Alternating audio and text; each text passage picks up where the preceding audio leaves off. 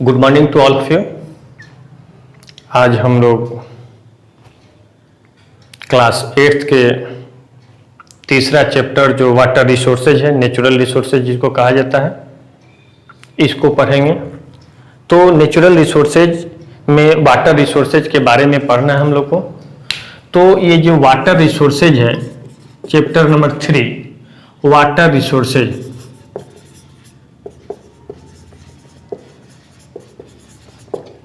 यानी जल संसाधन।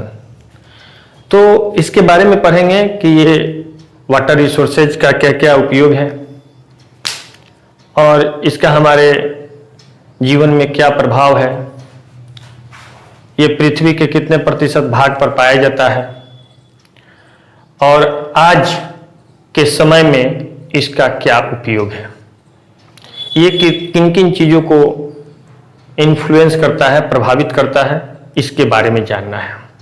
तो सबसे पहले हम लोग पढ़ेंगे कि ये जल संसाधन जो है, ये जो पूरा ग्लोब है पृथ्वी, इस पृथ्वी के 2/3 यानी ये 3/4 हिस्से पर ये जल पाया जाता है। यानी पृथ्वी का जो सरफेस है, सतह है, लैंड मास है, उसके 3/4 भाग पर यानी 70% भाग पे ये वाटर पाया जाता है और मात्र 30% भाग पे वाटर मास पाया जाता है। यानी कहीं कहीं ये 71% कर देता है और ये 29% कर देता है। तो ये दोनों जो है सही है। वर्तमान समय में 71% लैंड मास जो है वो जल से घिरा हुआ है और 21% भाग जो है वो लैंड मास होता है। तो ये जो 71% वाटर मास है, फिर भी हम लोग देखते हैं कि आज एक बहुत बड़ा आबादी का हिस्सा जो है वो नितांत रूप से वाटर स्कार्सिटी को झेल रहा है। यानी वहां पे जल की कमी दिख रही है। इसके पीछे कारण क्या है? जब 70% हिस्से पे वाटर है, यानी ये जो 70% वाटर है वो पृथ्वी के सतह पर जितना जल है, उस जल का जो वाटर है, वाटर 100% हो गया जितना भाग पे हो। तो ये वाटर अगर 100% है अपने आप में, तो इसका समझ लीजिए कि 97% वाटर जो है वो सलाइन वाटर है, सलाइन वाटर है और मात्र 3% वाटर ही फ्रेश वाटर है। ये मात्र 3% वाटर जो है ये फ्रेश वाटर है और बाकी ये 97% जो है ये सलाइन वाटर है। अब सलाइन वाटर का जो होता है वो सी और ओशियन में पाया जाता है, जबकि ये जो फ्रेश वाटर होता है, ये फ्रेश वाटर आपको समझ लीजिए कि रिवर, पॉन्ड है ना, और ग्राउंड वाटर।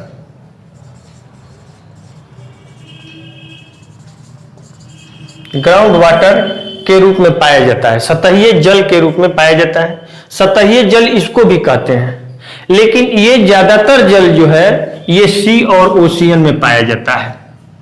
तो इसका जो ये जो वाटर है, रिवर, पॉन्ड और ग्राउंड वाटर है, यानी रेनफॉल के भी जल को हम लोग फ्रेश वाटर कहते हैं। तो अब इसमें हम लोग देखते हैं कि फ्रेश वाटर में 3% है। इस 3% वाटर में जो माउंटेन का पीक पॉइंट है, पीक पॉइंट है वो देखिएगा, जिसको ग्लेशियर बोलते हैं, वहां 2% ग्लेशियर के रूप में है और मात्र 1% जो है वो रिवर, पॉन्ड, लेक के रूप में 1% ही जल पाया जाता है। मात्र 1% ये जल पाया जाता है। ये जो वाटर होता है ये हमारे पीने के काम, ड्रिंकिंग वाटर के रूप में इसका प्रयोग किया जाता है। फिर उसके बाद घरेलू वर्क में काम किया जाता है, इसका प्रयोग किया जाता है। और अनाज उत्पादन यानी फसलों के उत्पादन में भी, प्रोडक्शन में भी इसका प्रयोग किया जाता है। बाकी ये जो सलाइन वाटर है इसका प्रयोग हम लोग पीने के काम में नहीं करते हैं। इसका प्रयोग हम लोग घरेलू वर्क में बहुत कम करते हैं, ना के बराबर करते हैं, नहीं करते हैं, क्योंकि इसमें नमक की मात्रा होती है और इसको खारे पानी का झील खारे पानी कहा जाता है। तो ये ज्यादातर ये जो वाटर है तो पृथ्वी के सतह पर जो वाटर पाया जाता है ये 100%, यानी जितना जल है अपने आप में 100% है, तो उसका 97% वाटर जो है वो सलाइन वाटर के रूप में है, नमकीन जल के रूप में है। निश्चित तौर पे हम ये कह सकते हैं कि ये जो 3% वाटर है फ्रेश वाटर, बढ़ती हुई आबादी, जो आबादी बढ़ रही है, इस बढ़ती हुई आबादी को क्या ये पूरा कर सकता है? एक न एक दिन ऐसा, ये कमी इसलिए अभी तक पूर्ण रूप से नहीं हो रहा है क्योंकि जो वाटर जो है यह एक साइकिल चलाता है, इसका एक साइकिल चलता है जिसको वाटर साइकिल बोलते हैं। यानी ये समाप्तया के बाद पुनः निर्माण की क्रिया में आ जाता है। यानी एक तरफ ये वाष्पीकरण होता है, वाष्प का रूप लेता है, ऊपर जाता है, बादल बनता है और पुनः ये क्या होता है, नीचे के तरफ वर्षा के रूप में सतह पर आ जाता है। लेकिन कहने का मतलब है कि ये बढ़ती हुई जो आबादी है, इस बढ़ती हुई आबादी के लिए ये 3% वाटर, यानी कहा जाता है कि 2025 यानी 2025 तक करीब 20 करोड़ लोग इस वाटर स्कार्सिटी को नितांत रूप से झेलेंगे। माने ये अनुमान लगाया गया है। तो ये 20 करोड़ ही लोगों की कल्पना नहीं कीजिए, हो सकता है कि 20 करोड़ हम लोग कह रहे हैं, 50 करोड़ लोगों को जल की कमी झेलना पड़ेगा। तो अब ये केवल एक यही कमी नहीं है कि ये कम मात्रा होने के कारण नहीं, इसका मूल कारण क्या है, जनसंख्या में वृद्धि। अब जनसंख्या में वृद्धि होगी तो वाटर की जरूरत होगी, और ये जो वाटर है ये 3% वो पूरे सरफेस पर एक समान डिस्ट्रीब्यूटेड नहीं है। एक समान जब डिस्ट्रीब्यूटेड नहीं होगा तो निश्चित तौर पे कहीं पानी की उपलब्धता होगी, कहीं पानी की उपलब्धता नहीं होगी, नहीं वाटर लेवल कहीं ऊपर होगा, कहीं वाटर लेवल नीचे होगा। आप देखिएगा आजकल घरेलू कार्यों को पूरा करने के लिए हर व्यक्ति अपने घरों में, अपने घरों में, है ना, क्या लगाते हैं, वो पाइपलाइन के द्वारा बोरिंग कराते हैं और उस बोरिंग के द्वारा ट्यूब, जिसको क्या कहते हैं हम लोग, नल लगाते हैं और अंडरग्राउंड वाटर का हर घर में प्रयोग किया जा रहा है। यानी अगर यही प्रक्रिया चली तो अंडरग्राउंड वाटर में जो फ्रेश वाटर है वो भी क्या होगा, ग्लोबल लेवल पर उसका वाटर लेवल नीचे चला जाएगा। अब ये नतीजा क्या होगा, नतीजा इस स्थिति में आ जाएगा कि हम लोग उस जल को, एक ऐसा भी समय आएगा कि जब वो इतना नीचे चला जाएगा कि वो पानी निकालना मुश्किल हो जाएगा। तो इसलिए इन सभी चीजों से बचने के लिए, हाँ देखिएगा ये जो सलाइन वाटर होता है इसका उपयोग क्या होता है, सलाइन वाटर से नमक को निकाला जाता है, उसको गर्म किया जाता है, उबाला जाता है और फिर जब वो वाष्प का रूप लेकर निकल जाता है या छानन विधि के माध्यम से हम लोग क्या करते हैं, इसको निकालते हैं नमक। तो जब इसका नमक निकल जाता है, कुछ जगहों पे जैसे आप देखिएगा कि कोस्टल इलाके जहां होते हैं उन कोस्टल इलाकों में इसके लिए मशीन बैठाया जाता है। मशीन बैठा करके और ये क्या किया जाता है, इसको क्या करते हैं हम लोग कि सलाइन वाटर को फ्रेश वाटर में कन्वर्ट करते हैं। यानी सलाइन वाटर को फ्रेश वाटर में कैसे कन्वर्ट कीजिएगा, उसके नमक की मात्रा को निकाल लीजिएगा, फिर वो क्या हो जाएगा, उसमें नमक की मात्रा नहीं होगी, फिर वह फ्रेश वाटर हो जाएगा। लेकिन पूर्ण रूप से फ्रेश वाटर करने के लिए उसमें कुछ केमिकल का प्रयोग किया जाता है, उस केमिकल का प्रयोग करके उसको सही किया जाता है। तो कुछ लोग, सभी जगहों पे ऐसा नहीं किया जा सकता है, लेकिन नितांत वाटर की कमी होने पर सलाइन वाटर का प्रयोग तो करना ही पड़ेगा लोगों को, और नहीं तो इस 3% वाटर इन सभी चीजों को पूरा नहीं कर सकती है। 2% जिसमें ग्लेशियर के रूप में है, तो जब पिघलेगा तभी वह वाटर का रूप लेगा, और जब वह नहीं पिघलेगा तो वाटर का रूप नहीं ले सकता है। तो इसका हम लोग क्या करते हैं, फ्रेश वाटर को, इसको कंजर्वेशन करने की जरूरत होती है। तो इसको हम लोग कैसे कंजर्व करेंगे, है ना, how can we conserve our fresh water, हम लोग, है ना, अपने जल को कैसे कंजर्व करेंगे, शुद्ध जल जो मेरा 3% है उसको कैसे कंजर्व करेंगे। तो इसके लिए एक आता है multipurpose project,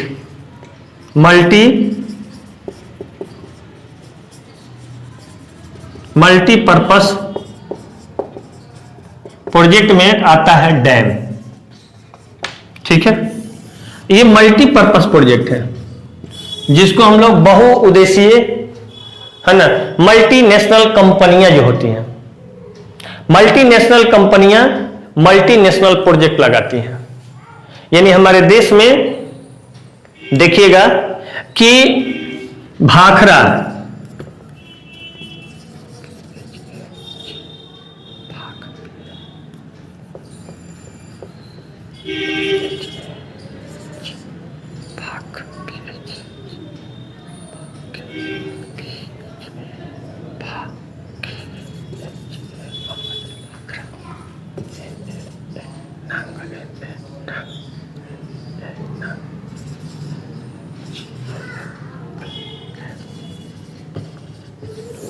Bhakra Nangal dam है, हीराकुंड डैम,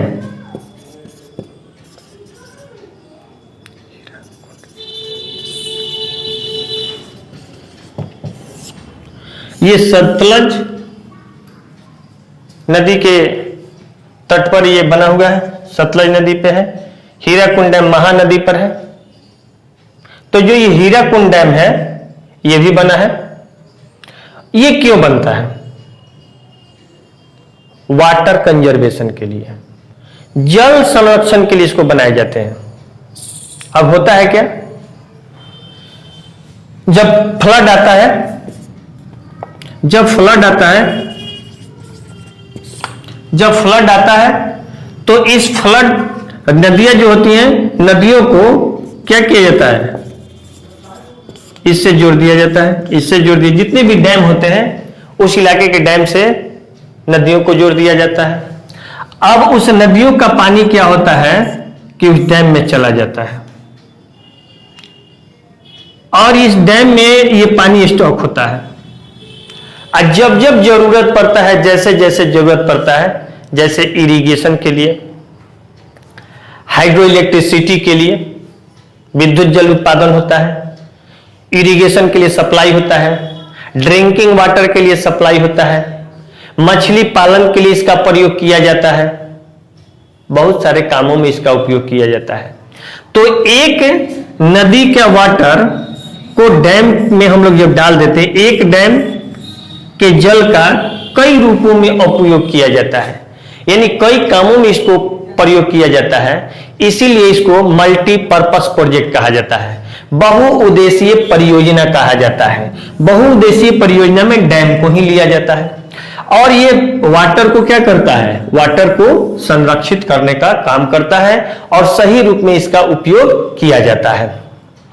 जरूरत पड़ने पर, जरूरत पड़ा तो ड्रिंकिंग वाटर के लिए इसका सप्लाई किया जाता है, जरूरत पड़ा तो इरिगेशन के लिए किया जाता है, जरूरत पड़ा तो हाइड्रो इलेक्ट्रिसिटी से क्रिएट किया जाता है और देखिएगा कि हीराकुंड डैम भारत में हीराकुंड डैम जो है इन सभी कार्यों के लिए तो प्रयोग किया ही जाता है। झींगा पालन के लिए ये इंडिया में सबसे प्रसिद्ध डैम है, यहाँ पे झींगा पालन सबसे अधिक होता है। तो इस तरह से देखा जा रहा है कि ये जो है हमारा हीराकुंड डैम बहुत ही इंपॉर्टेंट है। या भाखड़ा नांगल डैम है, ये भी बहुत महत्वपूर्ण है।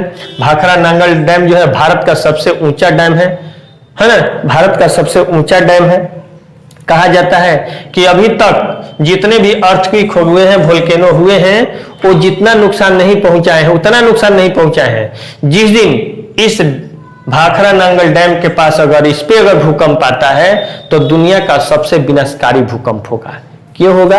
क्योंकि इसके अगल बगल में सबसे ज्यादा घनी आबादी है।